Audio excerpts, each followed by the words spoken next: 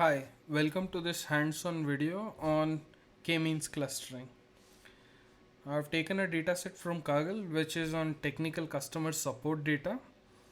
Uh, it is a list giving all the support queries and some of the other attributes relating to the kind of support queries that were raised.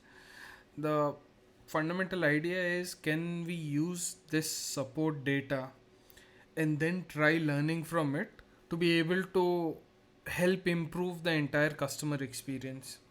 I've provided links for this dataset. So as usual, we start by importing NumPy and Pandas, Matplotlib for plotting, and one thing you would notice is in all our prior algorithms, we would usually start by splitting the data into test train split, but in these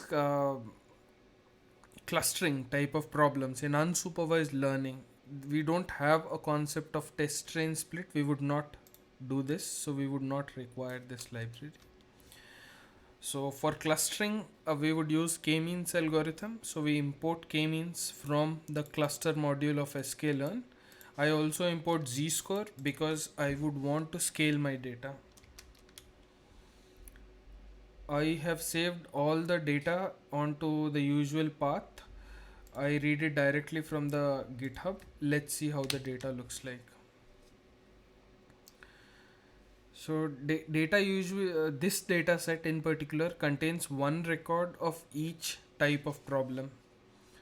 So we have a problem type column. We have number of cases for that type of problem, average pending calls, average resolution time, how frequent those calls are, something called a replace percentage and in warranty percentage. So this is the percentage of calls regarding replacement of a product, and of all these calls, how many were in warranty, what percentage of these products were in warranty, and what percentage of calls were for products which were outside the warranty. So let's see the shape of data. So this is quite a small toy data set, 23 in number. I have taken quite small because usually, as I showed, the computational complexity of unsupervised learning is quite high. So let's take a look at how this data looks like. It has a problem. These problems are typically like temperature control not working, power cord does not tightly fit, fan swing not working. So description of the type of problems. It has number of cases for each of these problems, average pending calls, average resolution time, uh, recurrence frequency, replacement percentage, and so on. So I want to store from column 1 all the way till end as attributes, and I want to scale these numbers. So I segregate all the attributes by subsetting from the first column till the end, and I store this in a tech support attribute variable. I pass that variable and apply the z-score I imported from scipy.stats. This would have an effect of standardizing, scaling all the values for all these columns. And then on this scale data, I draw a pair plot to get a sense of how this data is distributed. So let's see how this data looks like.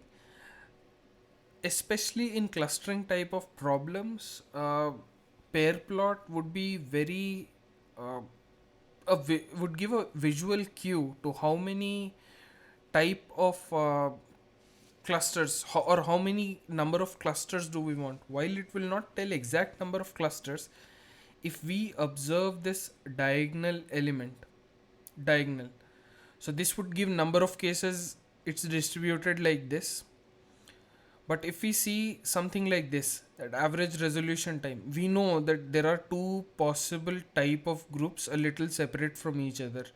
So these many, this is group 1, this might be group 2. Group might has higher average resolution time, and one other cluster might be a group with lesser average resolution time.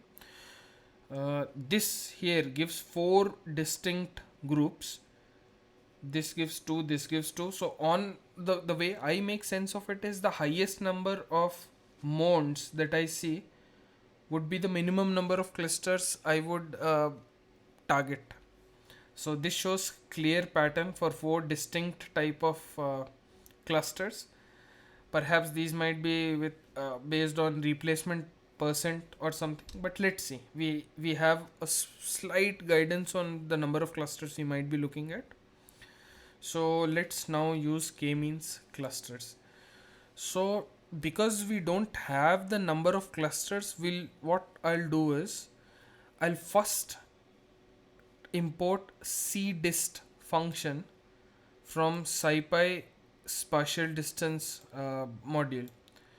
What cdist function gives is, given all the numbers, given all these numbers, for each of the cluster which this algorithm would form, it would calculate distance of each point from the cluster center. And what type of distance I want? I want a Euclidean distance. And it would sum all these distances and average it over the number of observations. So the number of observations would be the first part of shape. Shape would give the number of rows and the number of columns. Here number of rows and number of columns. If I put shape 0, I just get the number of rows. So here I'm just passing that to average it over all the number of rows. But what essentially I'm trying to do is, I am putting a loop on number of clusters from 1 to 10. So I want to see how good the model is for each of the type of possible clusters. So from 1 to 10, I want to try this out. I create an empty list where I would store all the distortions. So distortions means, let's say we form 2 clusters, 1 and 2. You would remember from our lectures that one of the measures of how good a cluster is measuring in cluster variance. So this is where I'm storing all the variance. So if we have 2 clusters, what is the mean variance? If we have 3 clusters, what is the mean variance? For each 1 to 10 clusters, I would calculate variance and store in this, and then try to plot it, and then pick up the cluster number of clusters which gives the least amount of distortion. So I've put a loop for k in clusters. This would loop through 1 to 10. For each of these clusters 1 to 10, it would create a model. I've instantiated a model k-means, and I've put number of clusters equal to k. And then we do the usual model.fit, and here, because we don't have a notion of test train split, we pass the entire scaled data set. Remember, scaling, these algorithms are very sensitive to scale, so we need to scale the data before passing it on to the algorithm. So we pass the scale data, and here is where we have scaled the data here.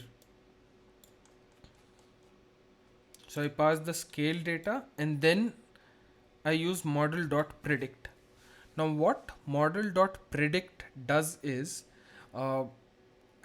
with our supervised learning, predict would predict a type of class, or would give a number or some sort of prediction. Here what predict does is, it assigns a group number. So if we have 2 clusters, it would tag each of these onto a group. It would create a new column called group, and it would put group 1, group 1, group 2, group 2, like that. It would annotate each of the rows with the corresponding cluster to which it would have been tagged to. And then once we have, for each of the number of clusters, we have in cluster variance, which I'm calculating here. So I'll explain it once more. We would iterate over a range of 1 to 10 clusters. For each of these clusters, we would create a model. We would fit the model on the entire scale dataset, and we would predict. What predict does is it would assign the group number or the cluster number to each of the observation. Once we have that, for each cluster, we would calculate distance of each point within the cluster to the cluster center, and we want the distance to be Euclidean distance, and we want to sum all of these and average over number of rows we have. And then we want to plot this part, the mean variation, against the number of clusters. So I think it would be more clear once we see it in action. So here it has repeatedly, for one cluster it has highest amount of distortion. This should be expected because, as we discussed in our videos, the cluster encompasses the entire data. As we already know, the smaller the cluster is, the variance within the cluster keeps reducing, but then the number of clusters keep rising. So we are looking for somewhere where this would turn steeply flat. It would start getting flatter, and that is the point we are looking at. But in this particular problem, there is no clear place where it starts turning flat. But here I see the slope changing quite a bit, and here also it changes quite a bit, not quite a bit but slightly so. So let's try 3 and 5. So again, now that I know that I would try it with 3 clusters and then with 5 clusters, let's start with 3 clusters. So we have assumed k is equal to 3. Same way, we create a model with k means a parameter passed as 3. We fit the model onto the scale data and we do prediction. Let's do it step by step so it becomes easier. Okay, here we have created a model, we have fitted the model, and we have made predictions. Let's see what predictions are. You would see, because we have broken the entire data set into 3 broad clusters, it has assigned series of numbers. So the first row belongs to cluster 2, the second row belongs to cluster 1, the third row belongs to cluster 2, fourth row belongs to cluster 1, fifth row belongs to cluster 0. So 0, 1, 2, overall 3 clusters, and it has given a prediction of what cluster every row belongs to. What I've done is I have created another column in the data set called group and use these to fill that column. And here is where, so with the data set, I've just added this group and added all the predictions. So in here I can see every row has been tagged with a group. So imagine all the 2s has one cluster, all the 1s has another cluster, all the 0s has another cluster. So the reason why we are trying to do this is we have 3 broad clusters now. Let's analyze these clusters and see what comes out. So what I am doing is I have grouped the entire data set by by the group, and then I have taken a mean of everything for that group. So here we see we have 3 groups, and the mean number of cases for group 0 is 35, which is the lowest, and for the group 2 we have highest mean number of cases. So you might think of it as the group 0 gets lowest number of cases, group 2 gets highest number of cases. Despite the group 0 getting lowest number of cases, the average pending calls is highest in this group, and also the average resolution time is highest for this group. And group 2, despite getting the highest number of cases, has the least average pending calls and the least average resolution times. Recurrent frequency is not much varying amongst these groups, but what varies though is yeah, the type of calls which these groups receive.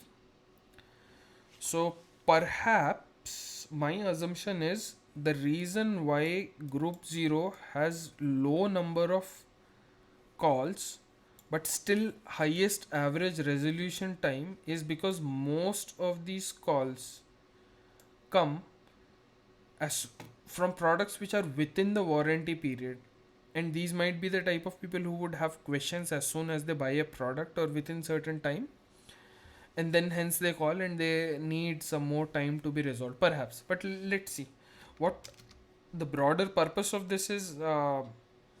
Something like this. So what I've done is I have drawn block box plots for each of these groups, for each of these columns, and have a shared y axis. So this is group 0, this is group 1, this is group 2 on average pending calls. This is group 0, group 1, group 2 on average resolution time. So here group 1, group 0, group 1, group 2.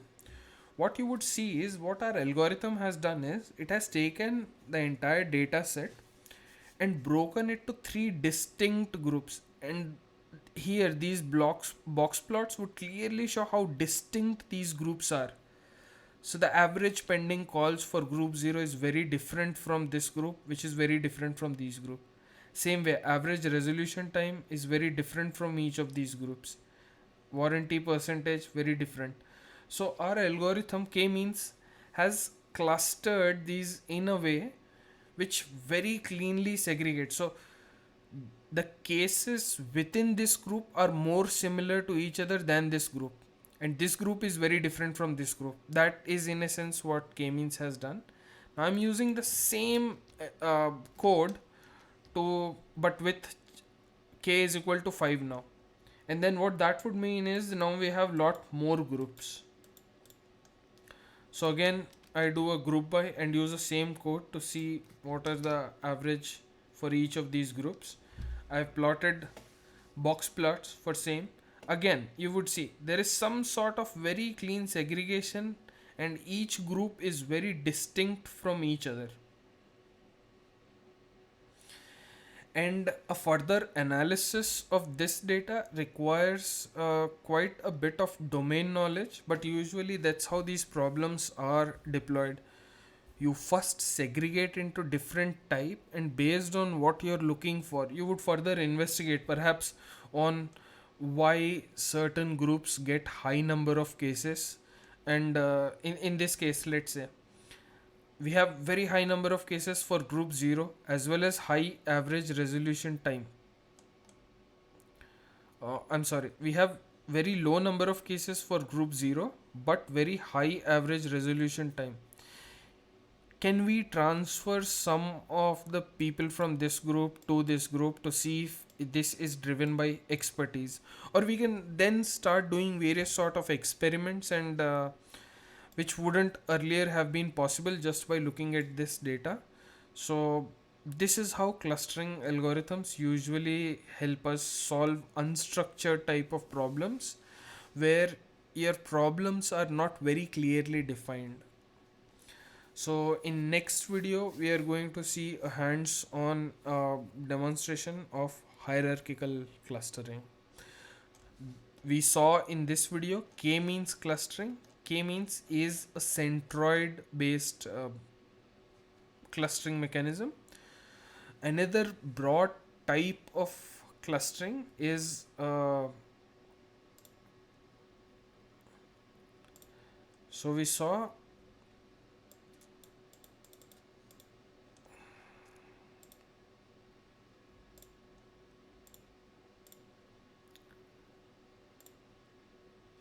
centroid based clustering, which was k-means. This, what we would see in the next video would be a connectivity based clustering, which would give us an example of this. So if you like these videos, please do consider subscribing and liking. Thank you very much.